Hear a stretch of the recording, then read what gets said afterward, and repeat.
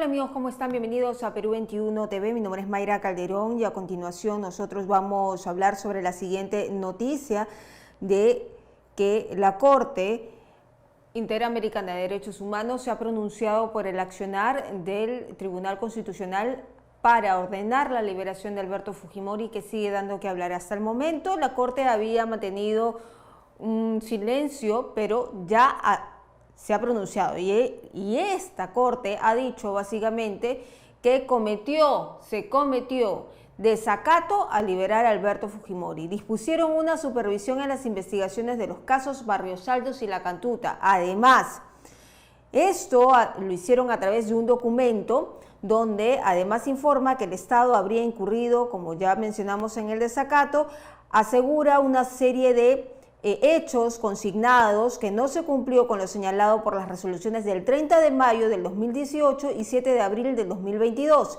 Debido a que se ejecutó la sentencia dictada por el Tribunal Constitucional que restituyó los efectos al indulto por razones Alberto Fujimori el pasado 24 de diciembre del 2017. Además, han señalado que la Corte había dispuesto que el Estado debía abstenerse de implementar el indulto, porque para ellos no se cumplían con los estándares, así lo ha dicho, de derecho internacional para realizarse la liberación del ex jefe de Estado. Para eso ya estamos conectados nosotros con Carlos Rivera, él es abogado de las víctimas, abogado de IDL, y le damos la bienvenida. ¿Cómo está? Bienvenido a este espacio en Perú 21 TV y la primera impresión que tiene tras este pronunciamiento de la Corte que ha señalado que es un desacato a la liberación de Alberto Fujimori. Buen día, Mayra, un gusto de conversar contigo. Sí, efectivamente, estábamos a la espera de la decisión de la Corte Interamericana. Se había hecho de conocimiento público nuestra comunicación a la Corte desde el momento que se emitió el famoso auto que disponía que el juez de Ica libere al señor Fujimori. Luego, el día 5 de diciembre, recordemos, el presidente de la Corte Interamericana emitió una resolución tipo medida cautelar, disponiendo y recordando sobre todo que el Estado peruano estaba obligado a dar cumplimiento a las resoluciones a las que tú has hecho mención, la de mayo del 18, la de abril del año pasado, que justamente establecieron que el Estado peruano debía abstenerse de ejecutar la liberación del señor Fujimori.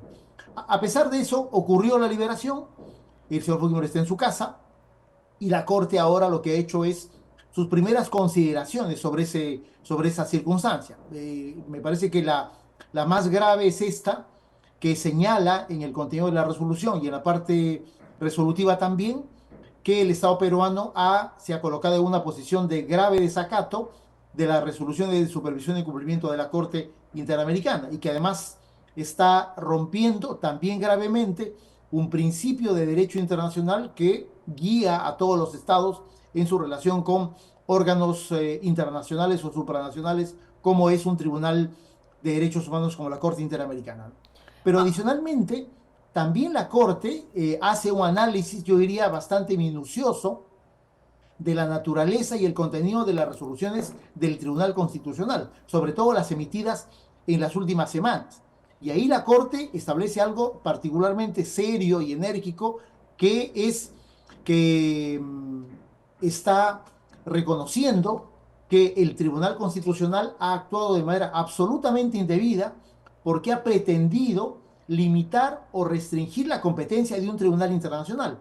Y la Corte Interamericana literalmente le jala de las orejas a estos magistrados, a Morales, Pacheco y Gutiérrez, porque analiza casi párrafo por párrafo aquella resolución del 5 de diciembre que estableció limitaciones simplemente fuera del derecho internacional sobre cuáles son las competencias de la Corte Interamericana. También sobre eso hay un procedimiento, hay un pronunciamiento explícito, yo diría muy riguroso de la Corte Interamericana, que ayuda justamente a la conclusión que la Corte emite, que es que hay un desacato a las resoluciones emitidas por este Tribunal Internacional. Y Y doctor, consecuentemente, siga. ¿eso qué cosa va a determinar? Determina varias cosas creo que importantes. Una primera es que, de nuevo, la Corte está reconociendo y disponiendo el inicio de un proceso de supervisión del internacional de las sentencias Barrios Altos y La Cantuta.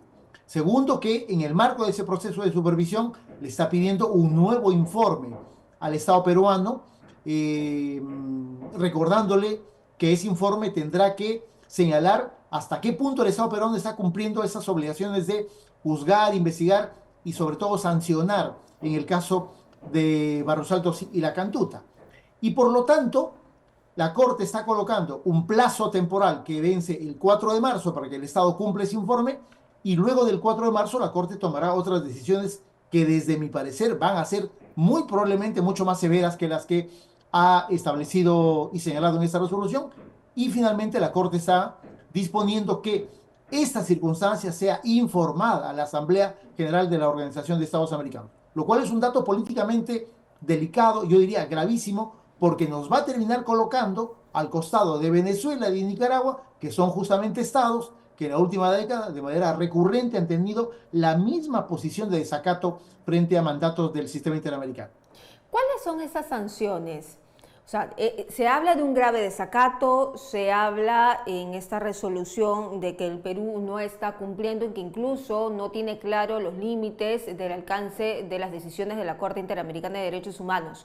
Pero ¿cuáles son las sanciones que podríamos obtener y que están expuestas en esta resolución y que si es que el Perú no hace un informe convincente al 4 de marzo, podríamos incluso agravar la situación?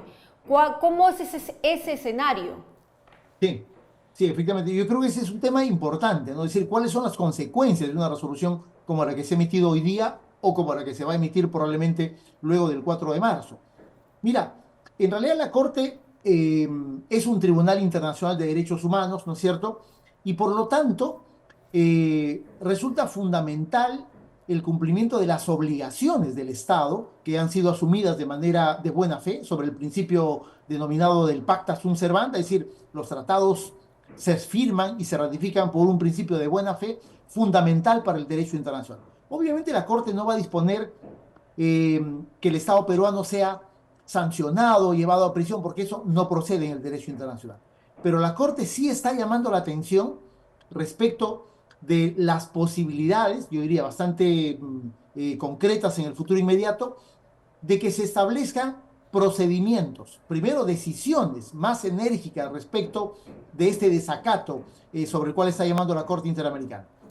Sobre eso se va a emitir seguramente una nueva resolución, muy probablemente después de una audiencia de supervisión de cumplimiento en la que el Estado tendrá que informar aquello que por escrito ha hecho llegar al Tribunal Interamericano y luego de eso la Corte seguramente va a emitir otro tipo de resolución más enérgica que abra la posibilidad de que la resolución del Tribunal Constitucional sea finalmente anulada. Si es que hasta ese momento el Tribunal Constitucional, léase el Estado peruano, no ha tomado una decisión de motu propio de disponer la anulación de dicha resolución. Obviamente estamos en un contexto de las decisiones de un tribunal internacional, ¿no es cierto? Y por lo tanto esas decisiones van a tener un impacto político a nivel internacional, sin duda alguna. Es Esto que te menciono de colocarnos ajá, una decisión de esta naturaleza a nivel de Nicaragua o de sí. Venezuela, me parece que es un hecho sumamente grave en un mundo en el que el tema de derechos humanos no solamente es un ámbito de competencias o de la relación entre el Estado y los ciudadanos, es un ámbito trajinado intensamente en negocios internacionales, finanzas, relaciones bilaterales o multilaterales y por lo tanto el daño que se puede terminar generando en ese ámbito de la política internacional en relación al Estado peruano me parece que es sumamente grave, ¿no? Doctor, pero el argumento que se ha venido manejando de todo este tiempo desde la liberación de Alberto Fujimori de parte de la defensa es que las decisiones, las sentencias de la Corte no son vinculantes al Perú. Yo creo que hay una confusión, porque una Sí, cosa es la Comisión Interamericana de Derechos Humanos y otra cosa es la Corte. Entonces, sí, si estamos adscritos a un organismo internacional, se entiende que debemos acatar. ¿Esto tiene límites? ¿Tiene algún parámetro hasta qué punto nosotros podemos acatar decisiones de una corte internacional? sí, sí, efectivamente. De hecho, en esta resolución, Mayra, la Corte recuerda por enésima vez al Estado peruano de que el Estado peruano está vinculado a obligaciones internacionales en materia de derechos humanos porque el Estado peruano ha firmado y ha ratificado un tratado internacional. Por lo tanto, me parece que esa es la base fundamental. Quien diga, por lo tanto, lo contrario, en el sentido de hacer una afirmación tan descabellada, de decir que no estamos obligados a cumplir las resoluciones o sentencias de un tribunal internacional, en realidad me parece que eso es sumamente peligroso, resultado o de un infinito desconocimiento o simplemente de una voluntad política de pretender desconocer esa competencia. Pero me parece que la Corte subraya nuevamente, hay una obligación, hay un sometimiento del Estado peruano a las decisiones de un tribunal internacional. ¿Cuáles son los límites de ese sometimiento? Esos límites lo establece la propia Corte Interamericana. La Corte justamente recuerda que es el propio tribunal quien establece su competencia sobre la base de un marco normativo que proviene del derecho internacional. Y ese marco normativo es fundamentalmente la Convención Americana sobre Derechos Humanos. La Corte lo que hace es recordar que en este proceso de supervisión lo que está haciendo es justamente recordarle al Estado las obligaciones internacionales que han sido declaradas en sentencias de fondo, para los Altos 2001, la Cantuta del año 2006, y que no han sido cumplidas hasta la fecha, o que han sido cumplidas parcialmente. El papel de la Corte, y ahí está justamente la importancia de un proceso de supervisión y de la emisión de resoluciones más o menos continuas para recordar al Estado cuáles son esas obligaciones que han sido dejadas de cumplir. Por lo tanto, los límites están, digamos, más o menos señalados en cuáles son las obligaciones que el Estado está dejando de cumplir. La Corte no busca extralimitarse o crear obligaciones que no han sido declaradas previamente en una sentencia de fondo. Lo que la Corte está pidiendo es que se cumpla efectivamente lo que ya declaró en su momento y por lo tanto ella ve necesario que ante una circunstancia declarada el año 2018, el año 2022, como una circunstancia fuera de los márgenes de la Convención, me refiero al tema del indulto por haber truncado un derecho de acceso a la justicia en el sentido de que se cumpla la sentencia en los términos que se emitida, la Corte dice, por lo tanto, yo tengo la legitimidad desde el derecho internacional de intervenir en un proceso de esa naturaleza, más aún si es que los peticionarios, que son las víctimas, y el propio Estado está informando y solicitando un proceso de intervención. Me parece que ese es un dato que determina no solamente un marco de competencia, sino la legitimidad para que el Estado cumpla aquello que la Corte Interamericana ha establecido. Entonces, si nos basamos en esos momentos a lo que dice la Corte en esta resolución explicativa y señalando los dos momentos más importantes sobre el indulto a Alberto Fujimori, es probable que él retorne a la cárcel. Ahí también no se podría considerar que se está jugando con la vida de una persona de 85 años.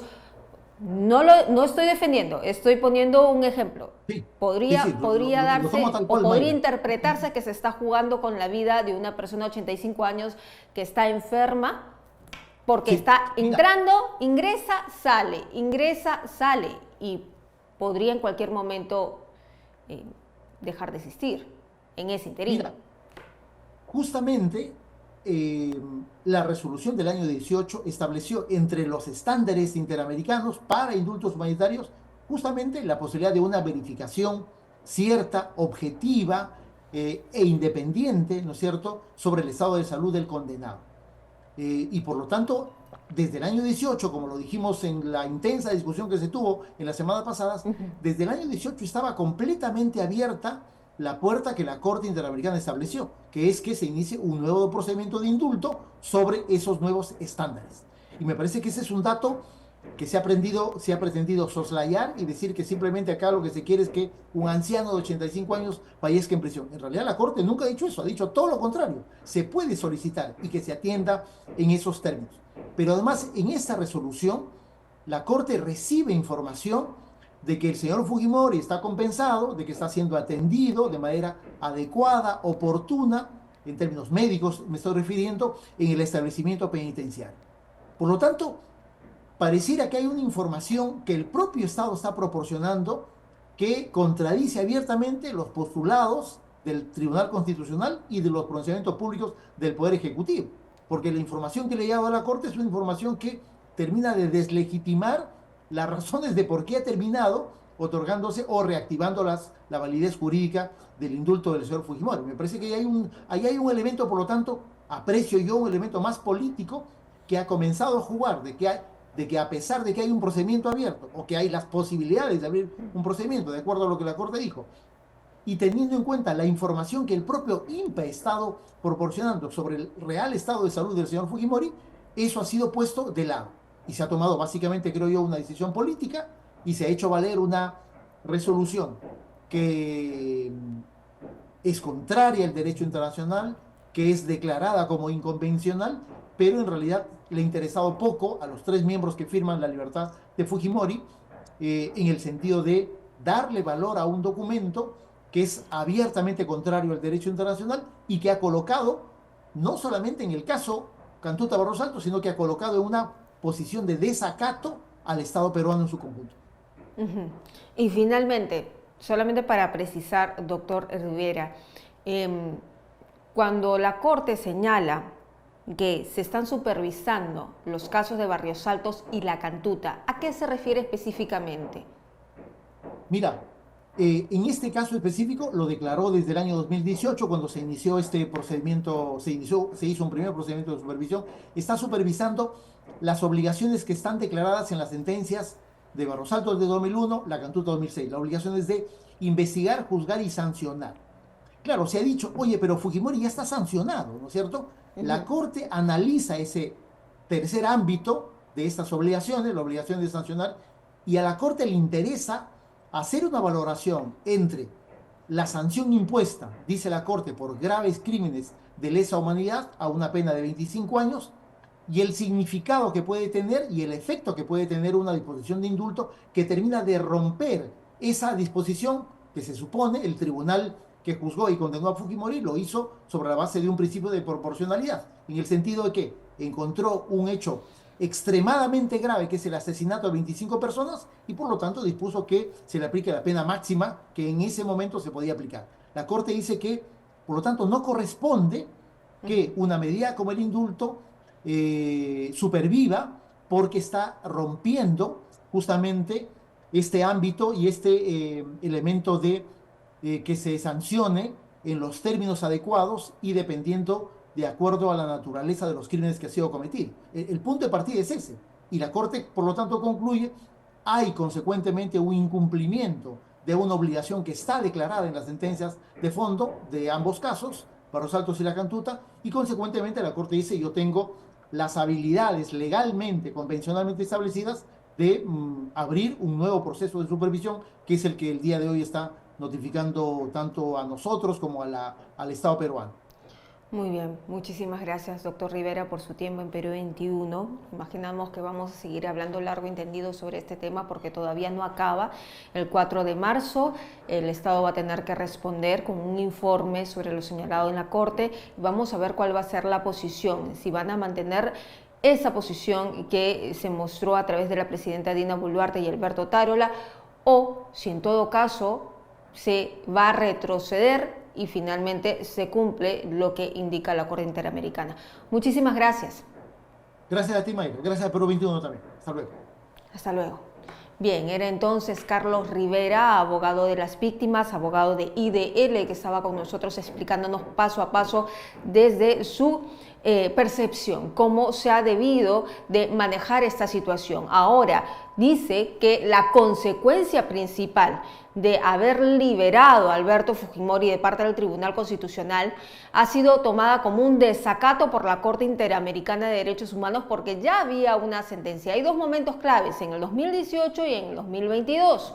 Y, ojo, se está abriendo además un proceso de supervisión en ambos casos, en Barrios Altos y La Cantuta, para ver si se está cumpliendo con cada uno de los preceptos en la sentencia de la Corte Interamericana y que además coloca a nuestro país en un escenario bastante incierto porque estaríamos al lado de Venezuela, Nicaragua, porque esos países desacataron en algún momento las resoluciones de la Corte Interamericana y eso podría convocar próximamente a una audiencia de los Estados americanos. Bueno, nosotros vamos a regresar más adelante con más información.